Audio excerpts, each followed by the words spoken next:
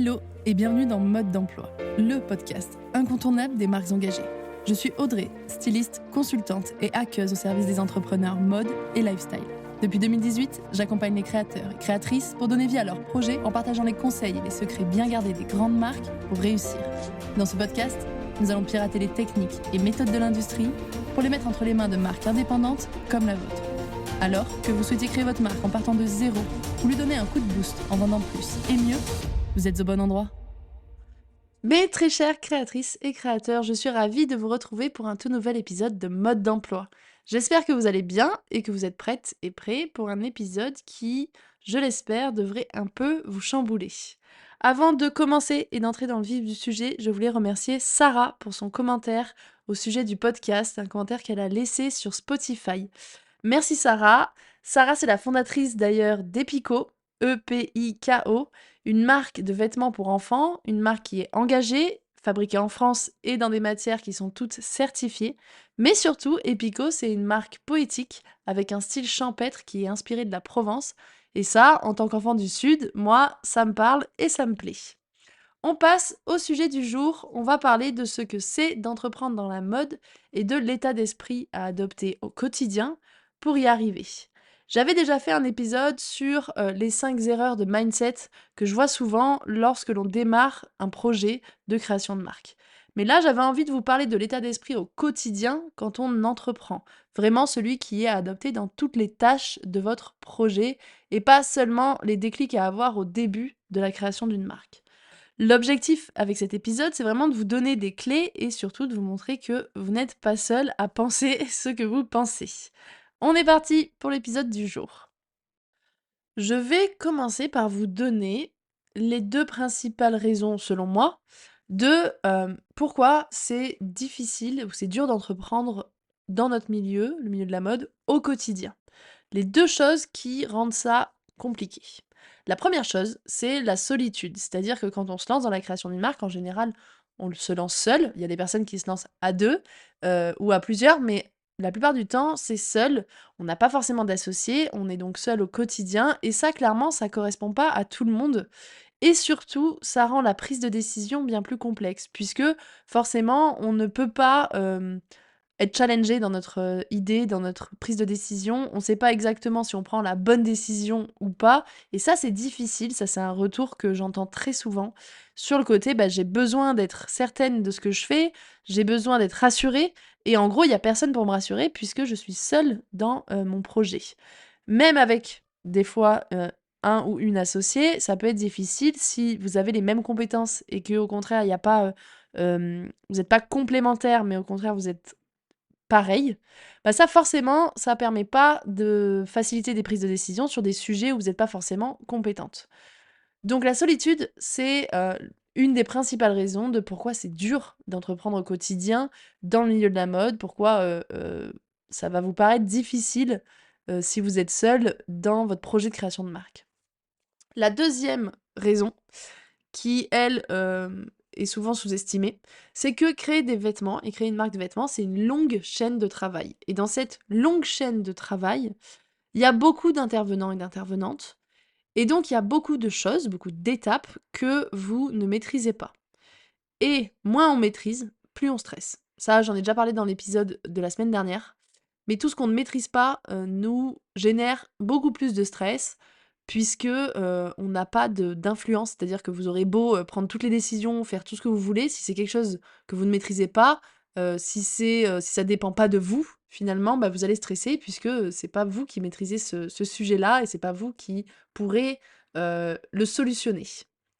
Donc quand on crée une marque de vêtements, il y a ce problème de manque de maîtrise et de la longue chaîne de travail. Ça peut paraître quelque chose de très stimulant plus tard, mais au début, c'est quand même un peu challengeant et gérer autant d'intervenants et autant d'étapes qu'on ne maîtrise pas, c'est compliqué et pour, des personnes qui sont pas du milieu, ça peut générer beaucoup de stress et rendre votre quotidien d'entrepreneur et d'entrepreneuse assez difficile.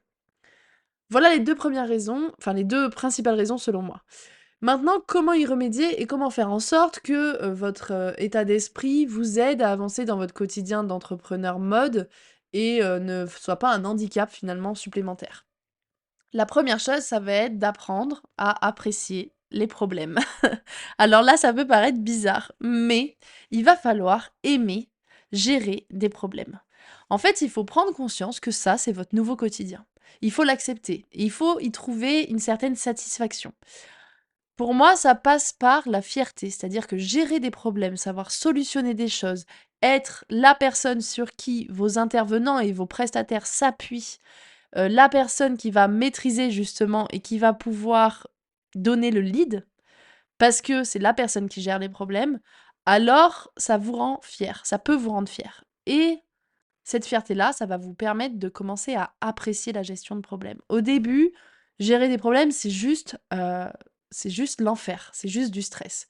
Mais en fait, quand vous vous rendez compte que c'est votre nouveau quotidien, que vous l'acceptez et que vous vous dites: «OK, je vais faire en sorte d'aimer ça et je vais faire en sorte de rendre fiers les personnes qui travaillent avec moi, fiers de moi», bah, finalement, vous allez commencer à apprécier ça. Imaginez que vous êtes, en panne au bord de la route et que quelqu'un s'arrête pour vous aider et vous sort de là. Vous allez, en général, on dit: «Mon sauveur» ou «Ma sauveuse», bah, là, c'est un peu ça. Vous devez être la personne qui va gérer vos problèmes, et les problèmes, du coup, de vos prestataires ou même les problèmes que vous ne maîtrisez pas. C'est-à-dire que si un tissu n'est plus disponible, c'est un problème que vous ne maîtrisez pas, mais si vous apprenez à le gérer au quotidien et à le gérer de manière, pas forcément positive, mais à le gérer de manière professionnelle, alors ça va vous rendre fier, ça va rendre fiers les prestataires avec qui vous travaillez, l'atelier, le fournisseur et cetera. Ils vont avoir un peu d'admiration pour vous parce qu'ils savent que c'est pas simple de gérer des soucis au quotidien et donc la fierté va vous permettre d'apprécier ce que vous êtes en train de faire et de commencer à apprécier la gestion des soucis et du quotidien d'entrepreneur finalement. Puisque les problèmes, vous allez en rencontrer pas mal. Ça, c'est un fait aussi, il faut l'accepter. Donc la première chose, apprendre à apprécier la gestion des problèmes. Et pour moi, ça passe par être fier de ce qu'on fait et être fier de ce qu'on arrive à réaliser. Le deuxième déclic, disons, qui va vous aider à entreprendre plus sereinement au quotidien, c'est de savoir réagir vite, puisque rester immobile n'est jamais une solution. Quand vous avez un problème qui se pose, je vous conseille clairement de crier, de râler, de souffler pendant 10 minutes, et ensuite de revenir à ce que vous faites et de passer à l'action, c'est-à-dire de trouver une solution et de rebondir. C'est un peu la même chose que aimer gérer les problèmes, mais surtout, faut aimer le faire et réagir vite. Il ne faut pas rester immobile, il faut toujours chercher une solution. Et par contre, vous avez le droit, effectivement, de souffler un bon coup et de vous dire: «OK, là, j'en ai marre, je vais aller dehors, crier 5 minutes et je reviens et je me mets sur la recherche d'une solution, je rebondis vite». La vitesse à laquelle vous allez rebondir va vraiment donner le ton pour la suite, puisque si vous restez immobile, si vous repoussez, si vous procrastinez sur une solution à trouver, vous allez perdre du temps et quand on crée une marque de vêtements, la perte de temps, c'est vraiment votre pire ennemi. Vous allez du coup, devoir, retarder votre sortie de collection pour des petites choses, alors que, vous étiez totalement prête ou presque prête et que finalement des petits éléments vont vous poser problème. Donc, dans ces cas-là, quand on voit un problème, quand il se présente, on ne le laisse pas de côté. On, le prend en pleine face, clairement. On crie, on râle, on souffle pendant 10, 15 minutes, prenez le temps que vous voulez, mais l'important, c'est que ça prenne pas trop de temps et ensuite on passe à l'action, on trouve une solution et on apprend à rebondir vite et rapidement et sereinement. Ça, c'est la deuxième chose. Ça, vous verrez que les 4 choses que je vais vous donner sont liées, bien évidemment. Mais voilà, aimer gérer les problèmes, savoir réagir vite. La troisième chose, ça va être d'être agile et d'être flexible. Votre rôle à vous, c'est pas de tout maîtriser. Comme je vous ai dit, vous ne maîtrisez pas tout puisque la chaîne de fabrication d'un vêtement et d'une marque est très longue.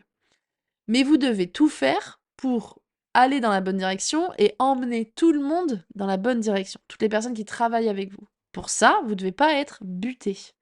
Sinon, c'est le pire moyen de rendre vos prestataires et les personnes qui travaillent pour votre marque, ou les fournisseurs, les ateliers, etc., de les rendre non coopérants ou moins coopérants. Pour qu'ils coopèrent, il va falloir que vous les emmeniez dans votre direction en écoutant ce qu'ils disent, en étant, oui, à l'écoute de leurs problématiques à eux. Il faut savoir se mettre dans les baskets de l'autre et dans la vision de l'autre. Que ça soit pour le client, bien évidemment, c'est important, mais euh, surtout vos fournisseurs et vos prestataires. Donc, ne soyez pas butés, envisagez différentes choses. Essayez de voir ce qui va dans le bon sens, ce qui ne va pas dans le bon sens, pourquoi ça ne va pas dans le bon sens, et essayez de vous mettre dans les baskets de vos fournisseurs. Essayez de comprendre ce qu'ils vous disent, d'être à l'écoute.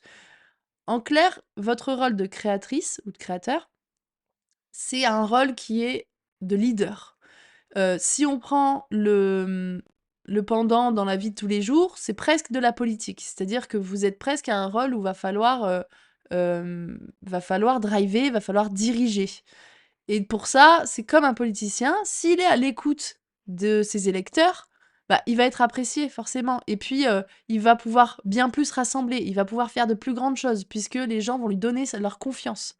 Vous, c'est la même chose. Vous devez être agile, flexible et à l'écoute pour que vos prestataires vous donnent de la confiance et aient envie d'avancer avec vous dans la bonne direction et dans votre direction à vous. Ils feront tout pour faire en sorte de vous satisfaire parce qu'ils ont confiance, parce qu'ils sont fiers de vous, puisque vous savez gérer les problèmes vite et bien. Et du coup, ils ont envie de vous accompagner et de vous suivre finalement dans cette direction-là. Ils n'ont pas envie d'aller contre vous, ils ont envie de coopérer et pas au contraire de rapidement finir la prestation pour ne plus entendre parler de vous en gros. Donc, soyez agile, flexible, pas buté et mettez-vous dans les baskets des autres. Et enfin, le dernier point, qui est un peu différent là, mais pareil, hyper important, ça va être de ne surtout pas ignorer la partie vente. Entreprendre dans la mode, c'est savoir vendre, ou en tout cas aimer ça et apprendre à vendre. Peut-être que vous, au départ, vous voulez entreprendre dans la mode parce que vous avez envie de créer une collection, parce que vous avez envie d'être dans l'aspect créatif de tout ça, parce que c'est cette partie-là qui vous intéresse le plus. Super, c'est une très bonne nouvelle, et tant mieux, et il faut façon que vous ayez aussi cette envie-là et ce plaisir-là à créer une collection. Par contre, il faut savoir aussi que entreprendre, c'est vendre. C'est ça aussi qui fait la différence entre les bons et les moins bons entrepreneurs. Vous devez savoir vendre ou vous devez apprendre à vendre. C'est comme ça que vous allez pouvoir, pardon, devenir encore plus flexible. Puisque quand on a appris à vendre, quand on sait qu'on peut presque tout vendre. Et du coup, tout devient plus fluide, on a beaucoup moins peur. On se dit pas, mais mince, si je commande 500 pièces, je vais jamais réussir à les vendre, ou c'est peut-être énorme, je me rends pas compte, etc. Quand vous savez comment vendre, vous n'avez plus peur, vous devenez beaucoup plus flexible, et une fois de plus, tous vos prestataires vous font bien plus confiance, puisqu'ils savent que vous êtes concentré sur ce qu'ils ne peuvent pas maîtriser eux. C'est-à-dire qu'eux, ils vont vous créer une collection, super, mais c'est pas à eux de la vendre, c'est à vous de la vendre, d'accord? C'est à vous d'aller chercher les clients, c'est à vous de communiquer dessus. Donc la communication, le marketing et la vente, c'est votre rôle, votre plus grand rôle, c'est ça, d'accord? Vous devez diriger, mais surtout vous devez savoir vendre, aimer ça et apprendre si c'est pas le cas. Donc, n'ignorez pas la vente.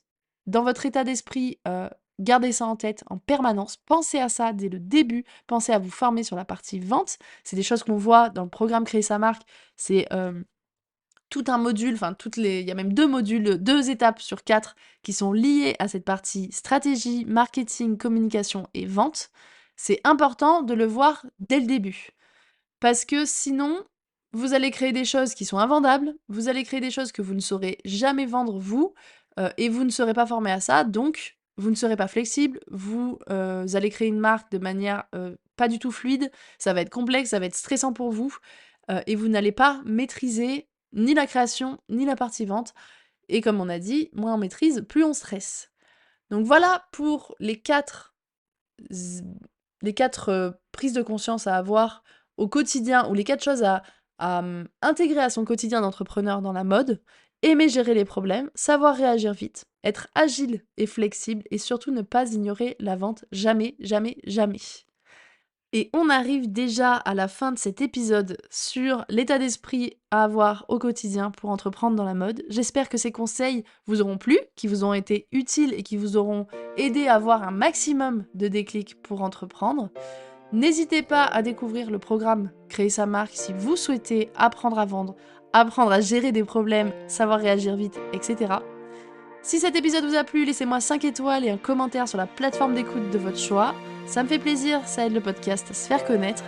Mes très chères créatrices et créateurs, merci d'avoir été à l'écoute. Continuez de transformer vos rêves en réalité. Prenez soin de vous et à bientôt pour un nouvel épisode.